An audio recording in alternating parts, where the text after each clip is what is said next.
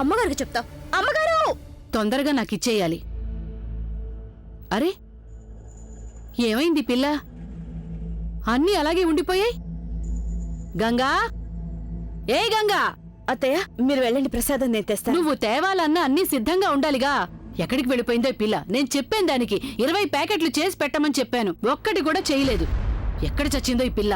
అత్తయ్య ఎక్కడ ఉండుంటుంది, ఎక్కడికి పోతుంది? గంగా!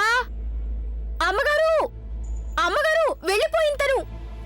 ఎవరో? అమ్మగారు గంగా వెళ్ళిపోయింది. చీరతో తాడు కట్టుకుని డాబా మీద నుంచి దూకి పారిపోయింది. ఇంతకు ముందు పారిపోయింది అలాగే.